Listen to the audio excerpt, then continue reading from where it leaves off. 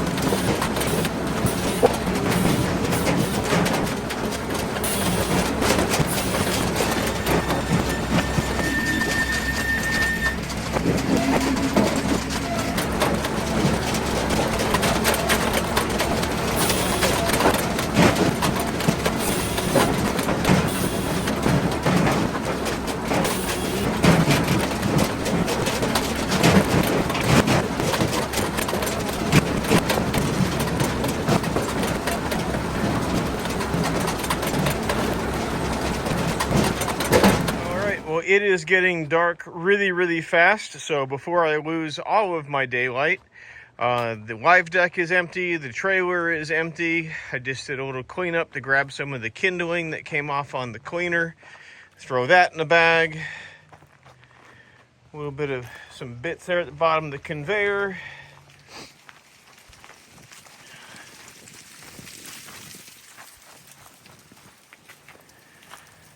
So that's what kind of came out of the cleaner. We went through and grabbed some other stuff, dumped it back up in there again to get the kindling size stuff out. You know, I mean, it's just, little stuff is kind of left. I might sort back through there yet.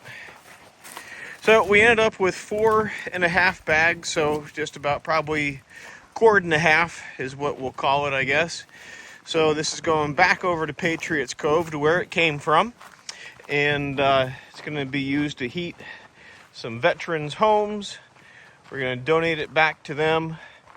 So there you go. 1, 2, 3, 4.5. That's what we had on the log loader trailer coming back over. So we used the radius axle stacking conveyor right off the cleaner, which runs right off of the processor. And that's just how we got it all done today. So if we can ever earn your business with the sales quote, please give us a phone call. It's 833-SPLITTER. That's 833-775-4887.